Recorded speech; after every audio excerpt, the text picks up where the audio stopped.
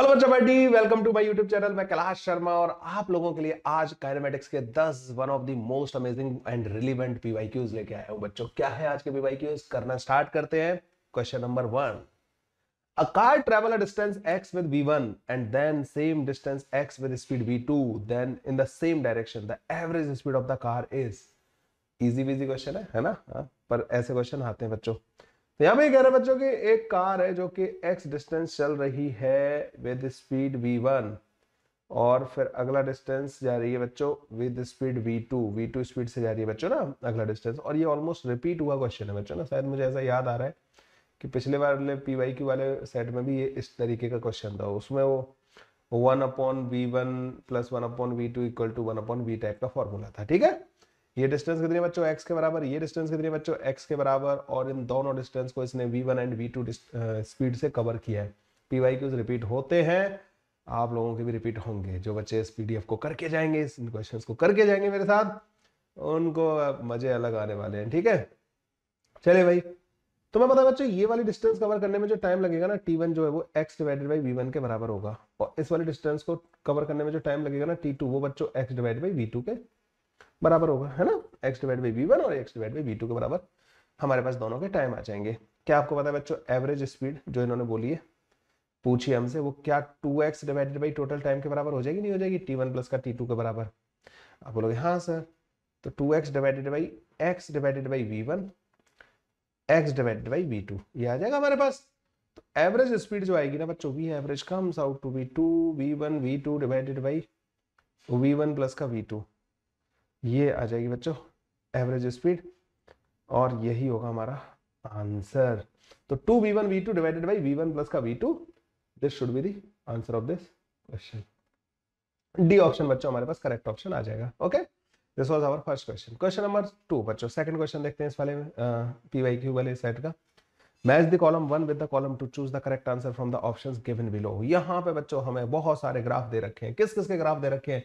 X और T का graph दे रखा है, वी और टी का ग्राफ दे रखा है। ठीक है, एक्स और टी के ग्राफ से वी और टी का ग्राफ हमें मैच कराना है। क्या आप लोगों को ये पता है? ऑब्वियसली पता है। क्या ये तो पता है ना? अच्छा, आपको पता है बच्चों, slope of x versus T जो होती है वो क्या होती है रे? D x divide by D T के बराबर। वही वेलोसिटी होती है ना? तो dx डिवाइडेड वेलोसिटी जो होगी बच्चों, इनका स्लोप होगी। ठीक है, यहां पे अगर तुम टेंजेंट ड्रॉ करोगे ऐसे आएगी, फिर टेंजेंट ड्रॉ करोगे ऐसे आएगी, फिर टेंजेंट ड्रॉ करोगे ऐसे आएगी, फिर टेंजेंट ड्रॉ करोगे ऐसे आ जाएगी। क्या देख रहे हो? स्लोप 0 से पॉजिटिव है और बढ़ता जा रहा है। स्लोप पॉजिटिव और बढ़ता जा रहा है। किस किस में बच्चों स्लोप बढ़ रहा है? ठीक है, मतलब वेलोसिटी बढ़ती जा रही होगी। यहाँ तो वेलोसिटी कांस्टेंट बोल रहे हैं, यहाँ पे तो पता नहीं, पहले कांस्टेंट बोल रहे हैं फिर उल्टी डायरेक्शन हो गई। यहाँ पे नेगेटिव है वेलोसिटी और उसके बाद वो 0 हो जा रही है। नहीं भैया, इस वाले में मुझे दिख रहा है कि पहले इनिशियल वेलोसिटी 0 फिर वो बढ़ती जा रही है, तो ये ए का सेकंड वाले से मैच होगा। ओके, इधर आ जाओ बच्चों, एक्स वर्सेस टी। यहाँ पे स्लोप नेगेटिव है और बहुत ज्यादा है। फिर देखो स्लोप का मैग्नीट्यूड कम होते होते 0 हो गया, स्लोप 0 हो गया है ना, बहुत ज्यादा से 0 हो गया। नेगेटिव है तो वेलोसिटी नेगेटिव जो कि बहुत ज्यादा थी और उससे फिर 0 हो जा रही है। इस वाले में आएगा बच्चों फोर्थ वाला। Very good. यहाँ पे बच्चों देखो इसकी स्लोप कांस्टेंट है, पहले स्लोप पॉजिटिव है, फिर स्लोप कांस्टेंट है लेकिन नेगेटिव हो गई। तो पहले स्लोप पॉजिटिव है, कांस्टेंट है, फिर स्लोप नेगेटिव हो गई। ओके, थर्ड वाला बच्चों यहाँ पे आ जाएगा। यहाँ पे बच्चों देखो इसमें वेलोसिटी कांस्टेंट आएगी तो ये फोर्थ वाला आ जाएगा। लो भैया, डी वाले में फोर्थ वाला कौन सा दे रखा है? एक ऑप्शन देखते ही मेरे को तो ओ नो, ये कैसे हो गया? डी वाला फोर्थ वाला तो इसी में दे रखा है। अन्नी कुछ मैंने गलती कर दी क्या? डी वाले में वन वाला सॉरी, मतलब डी को मैं फोर्थ समझ रहा था। डी का वन वाला, डी का वन वाला कौन सा है बच्चों? यहाँ दे रखा है, इसको पहले काटो, ये दे रखा है। ए का 2 वाला दे रखा है। ठीक है, बी वाले में कौन सा आ रहा है बच्चों? फोर्थ वाला। ए ऑप्शन बच्चों इसका करेक्ट ऑप्शन आ जाएगा and you should be happy. Okay, लो जी, बढ़िया क्वेश्चन लगा था मेरे को ये वाला भी ना। A vehicle travels 4 kilometer with a speed 3 kilometer per hour and another 4 kilometer with a speed 5 kilometer per hour, then its average speed is। अभी हम लोगों ने ऐसे केस में जब सेम डिस्टेंस वो अलग अलग वेलोसिटी से ट्रेवल करता है, तो हम लोगों ने देखो ये पहला वाला जो क्वेश्चन था ना, पहला वाला क्वेश्चन याद है? x डिस्टेंस v1 से चला, अगली x डिस्टेंस v2 से चला, तो उसका फॉर्मूला आया था 2v1 v2 divided by v1 plus का v2 के बराबर। तो क्या मैं यहाँ पे डायरेक्ट लगा सकता हूँ 2v1 प्लस का v2 divided by v1 plus का v2 के बराबर। ठीक है, ये आ जाएगा। तो 2v1 कितना है, 3 × 5 डिवाइडेड बाई 3 प्लस का 5, 8 हो जाएगा। 15 डिवाइडेड बाई 4 के बराबर आ जाएगा बच्चों। 4×3 = 12, 4×7 = 28, 4×5 = 20 kilometre per hour, 3.75 kilometre per hour answer आ जाएगा। फिर भी अगर आपको लगता है कि नहीं सर ये वाला फॉर्मूला अगर मुझे याद ना हो तो मैं क्या करूंगा, टोटल डिस्टेंस कितनी चलाई रे, 8 किलोमीटर, कितने टाइम में कवर की, पहली 4 किलोमीटर 3 मीटर पर सेकंड से, ये 4 किलोमीटर का पहले वाले का टाइम आ जाएगा, अगली 4 किलोमीटर 5 मीटर पर सेकंड से। ओके, 4 यहां से कॉमन ले लेना, 8 को काट देना, 2 बचेगा, 15 एलसीएम ले लेना, 5 प्लस का 3 कर देना बच्चों, 30 डिवाइडेड बाई 8 आ जाएगा, which is again 3.75 kilometre per hour. हो गया, हो जाएगा। ओके, अगला क्वेश्चन बच्चों, for a train engine moving with a speed of 20 metre पर second, the driver must apply brakes at a distance of 500 metre before the station for the train to come to rest at the station. ठीक है, यहाँ पे बच्चों situation देखो, पहले तो मतलब जो भी फिजिक्स के आधे क्वेश्चन तो बच्चों तब सॉल्व होना स्टार्ट हो जाते हैं जब हम क्वेश्चन को, लैंग्वेज को समझना चालू कर देते हैं। एक है भैया यहाँ पे स्टेशन का है रे, स्टेशन, ये बच्चों 500 मीटर है, ठीक है, 500 मीटर दूर एक स्टेशन है,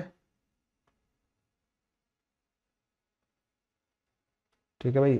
यहाँ पे एक ट्रेन जा रही थी बच्चों इधर से, ऐसे कुछ मान लीजिए v0 स्पीड से जा रही होगी, यहाँ पे जाके बच्चों उसकी वेलोसिटी 0 हो जाती है, रुक जाती है यहाँ पे, ठीक है। तो आप इसको लिखोगे 0 का स्क्वायर इजिकल टू v0 का स्क्वायर माइनस का 2 × a × 500, ऐसे लिख दोगे बच्चों। तो v0 का स्क्वायर जो आ जाएगा ना बच्चों, वो हमारे पास 1000 a के बराबर आ जाएगा। मान लो इसका रिटार्डेशन a से हो रहा है, ठीक है।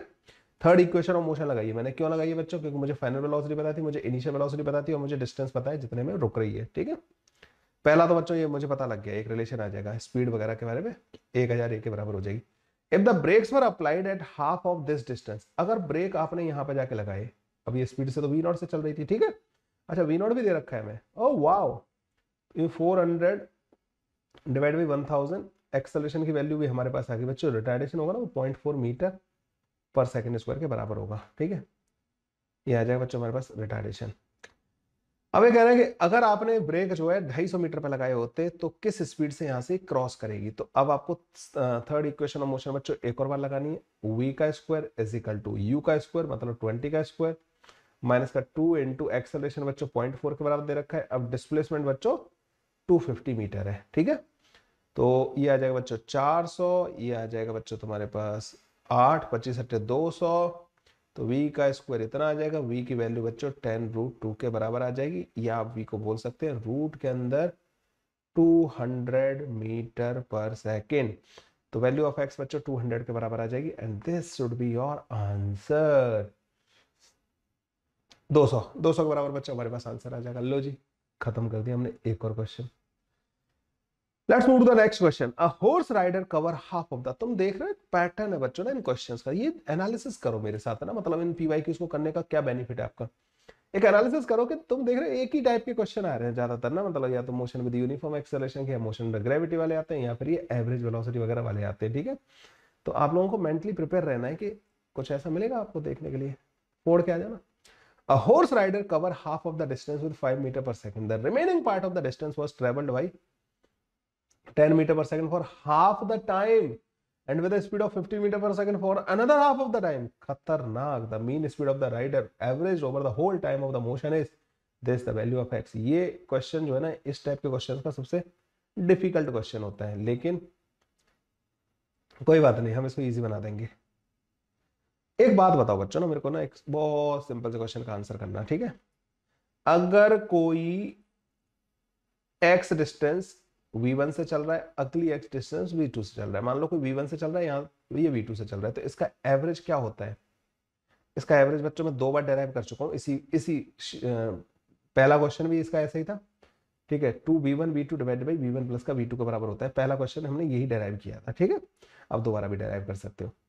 अगर कोई, सुनो इन फॉर्मूलाज को याद रखना, अगर कोई आधा टाइम v1 डैश से चल रहा है, आधा टाइम, ठीक है, क्या आधा टाइम t/2, आधा टाइम बच्चों v2 डैश से चल रहा है, ठीक है, आधा टाइम, तो बच्चों इसका जो एवरेज होता है ना, कैलकुलेट कर लेना, v1 प्लस का v2 डिवाइडेड बाई 2 के बराबर होता है, ठीक है।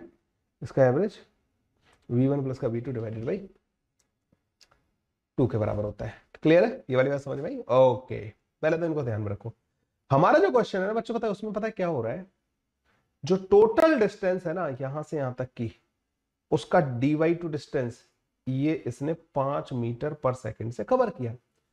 अगली जो डिस्टेंस है ना बच्चों, ये dy2, इसमें इसने खेला कि यहां से यहां तक जो टोटल टाइम लगना है ना, यहां से यहां तक जो टाइम लगना है उसका आधा टाइम ये चल रहा है 10 मीटर पर सेकंड से, और अगला आधा टाइम चल रहा है 15 मीटर पर सेकंड से। तो क्या मैं इस वाली dy2 डिस्टेंस के लिए इसका एवरेज कैलकुलेट कर सकता हूं? यहां पे इसको v1 एवरेज बोल देते हैं। ये आ जाएगा बच्चों इस वाले फॉर्मूले से v1 प्लस का v2 डिवाइड बाई 2 के बराबर, मतलब 25 डिवाइडेड बाई 2 मीटर पर सेकंड आ जाएगा इस वाले पार्ट में। मतलब अब आप ये कह सकते हो कि जो टोटल डिस्टेंस अगर d है ना, टोटल डिस्टेंस अगर d है तो उसका आधा डिस्टेंस इसने 5 मीटर पर सेकंड से कवर की, अगला आधा डिस्टेंस इसने 25 डिवाइडेड बाई 2 मीटर पर सेकंड से कवर किया। तो अब इसका एवरेज, फाइनल एवरेज क्या आ जाएगा? अब इस वाले फॉर्मूले को लगा देंगे। आधा आधा डिस्टेंस जब v1 और v2 से कवर हो रहा होता है तो 2v1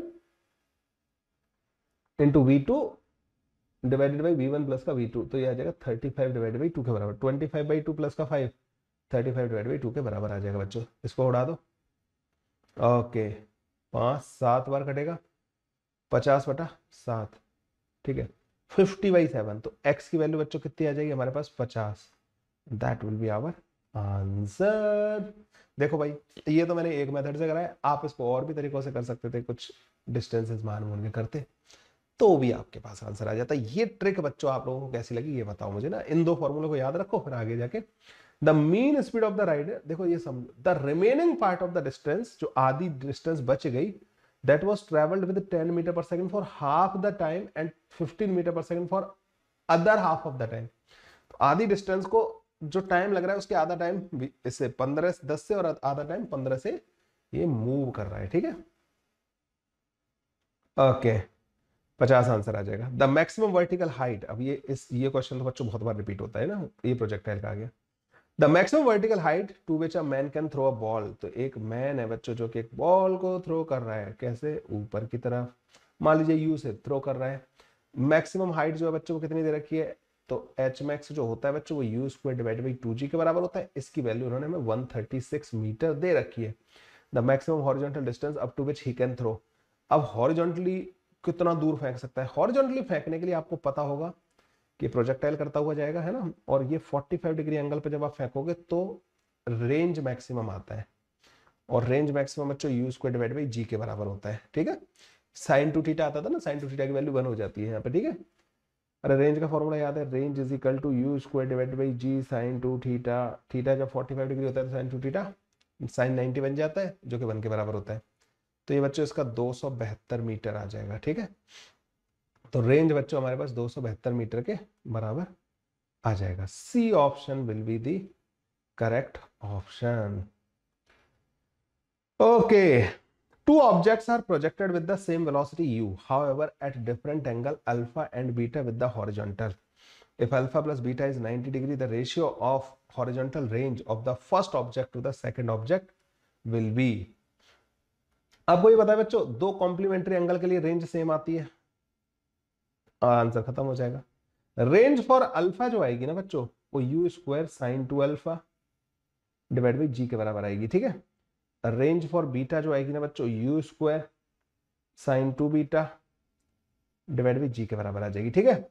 the ratio of the horizontal range of the first object to the second object, जब आप बीटा की जगह पे 90 माइनस का अल्फा रखोगे ना यहाँ पे, तो यू स्क्वायर साइन 90 माइनस का अल्फा तो हो जाएगा 180 माइनस का 2 अल्फा के बराबर divided by g. Range for beta जो आ जाएगा u square sine 2 alpha divide by g के बराबर आ जाएगा, मतलब range 1 is equal to range 2 आ जाएगा। दो कॉम्प्लीमेंट्री एंगल के लिए बच्चों रेंज सेम होता है, तो इसका आंसर आ जाएगा बच्चे डी ऑप्शन। सारे बच्चों को पहले से ही पता होता है, ठीक है। अगला क्वेश्चन बच्चों, a child stand on the edge of a cliff 10 metre above the ground and throws a stone horizontally with a speed of 5 meter per second. Neglect the air resistance. The speed with which the stone hits the ground is. तो यहाँ पे बच्चों यहाँ पे हो क्या रहा है, सो हमने जो स्टोन को प्रोजेक्ट किया है बच्चों, वो 5 मीटर पर सेकंड से इधर की तरफ प्रोजेक्ट किया है। इसकी जो क्लिफ की हाइट है ना, वो 10 मीटर दे रखी है, ठीक है। ओके, इधर की तरफ इसका एक्सेलरेशन बच्चों जी के बराबर होगा। जब ये यहाँ पे टकराएगा, it will have y component of the velocity, और हॉरिजॉन्टल कंपोनेंट तो बच्चों 5 मीटर पर सेकंड के बराबर ही होगा, ठीक है। Y component of the velocity आएगा ना बच्चों, थर्ड इक्वेशन ऑफ मोशन से हम इसको पता करेंगे, motion with uniform acceleration and Y direction में। वी वाई का square is equal to u Y का स्क्वायर माइनस का 2 इंटू जी। जी की वैल्यू कितनी दे रखी है बच्चों, 10 के बराबर, और एच डिस्प्लेसमेंट कितना दे रखा है बच्चों, ये -10 के बराबर दे रखा है, ठीक है। तो वैसे तो इसको ऐसे लिखते हैं, एक्सेलरेशन को -10 और डिस्प्लेसमेंट को 10। तो वी वाई बच्चों हमारे पास आ जाएगा 200 मीटर के, मतलब मीटर पर सेकंड, सॉरी, वी वाई का स्क्वायर आएगा बच्चों हमारे पास 200 के बराबर, ठीक है। आपको पता है कि स्पीड जो होती है वो रूट के अंदर वी एक्स का स्क्वायर, एक्स कंपोनेंट का स्क्वायर प्लस का वाई कंपोनेंट के स्क्वायर के बराबर होती है, ठीक है। तो वी आ जाएगा बच्चों हमारे पास रूट के अंदर वी एक्स मतलब 5 का स्क्वायर मतलब 25 प्लस का 200, 225 आएगा, जो कि 15 मीटर पर सेकंड के बराबर हो जाएगा। तो वी की वैल्यू जो आएगी ना बच्चों, स्पीड जो आएगी वो 15 मीटर पर सेकंड के बराबर आ जाएगी। लो जी, 15 मीटर पर सेकंड बच्चों हमारा इसका आंसर आ जाएगा, B option will be the correct option. Done भाई, done done done done. 15 metre पर second is the answer of this question. चलो, two bodies are projected from the ground with same speed 40 metre पर second at two different angles with respect to horizontal, ठीक है। दो body को आपने same speed से दो डिफरेंट एंगल पे प्रोजेक्ट किया है 40 मीटर पर सेकंड से। The bodies were found to have the same range if one of the body was projected at an angle of 60 degree with horizontal, then sum of the maximum height attained by the two projectile is। Okay बच्चों, alpha जो है ना यहाँ पर 60 degree के बराबर दे रखा है, तो बीटा जो होगा ना दूसरी वाली बॉडी का एंगल वो 30 डिग्री होगा। क्यों? क्योंकि रेंज सेम है। R1 is equal to R2 जब होता है ना बच्चों, तो अल्फा प्लस का बीटा की वैल्यू 90 डिग्री के बराबर आती है। तो कॉम्प्लीमेंट्री एंगल के लिए रेंज सेम आती है, ठीक है भाई, ये समझ में आ गया।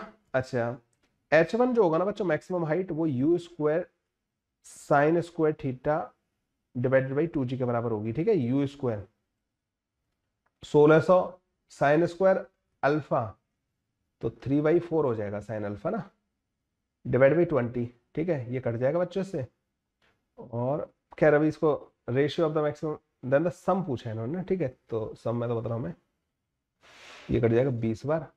तो H1 आ रहा होगा बच्चों हमारे पास 60 मीटर के बराबर, ठीक है। पहला वाला पार्ट हो गया। दूसरा H2 आएगा बच्चों हमारे पास u square sine square beta divided by 2g के बराबर। तो H2 आएगा बच्चों 1600 1/4 डिवाइड बाई 20, तो ये 20 बनेगा, ठीक है। H2 की वैल्यू बच्चों 20 मीटर के बराबर आ जाएगी, ठीक है। H1 प्लस H2 जो आएगा ना बच्चों, वो हमारे पास 80 मीटर के बराबर आ जाएगा।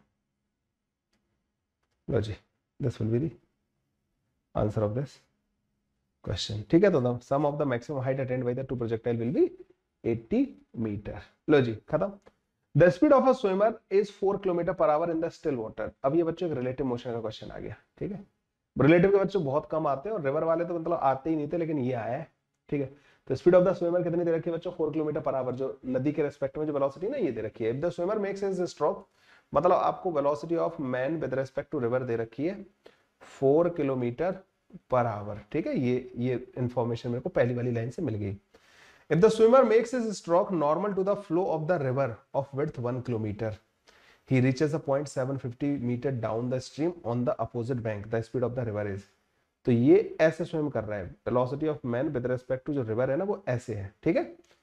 तो ऐसे स्विम करेगा तो रिवर, आपको पता है विद रिस्पेक्ट टू ग्राउंड कितनी हो जाएगी वेलोसिटी ऑफ द मैन, तो velocity of the man with respect to river में velocity of the river add कर देंगे, तो हमारे पास मैन की velocity with respect to ground आ जाएगी। तो रिवर की वेलोसिटी बच्चों यहाँ पे ऐड कर दो, वी आर ऐड कर दो, तो इसका रिजल्टेंट जो आएगा ना बच्चों, वेलोसिटी ऑफ द मैन जो आएगा वो इधर की तरफ आ जाएगा, ठीक है।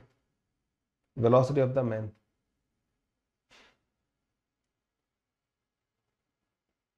और ये मैन यहाँ पे पहुंचेगा, ठीक है। ये जो डिस्टेंस है ना 750 मीटर के बराबर दे रखा है, और ये जो डिस्टेंस है ना 1000 मीटर के बराबर दे रखा है, ठीक है। ये 1000 मीटर के बराबर, ये हो गया 750 मीटर के बराबर।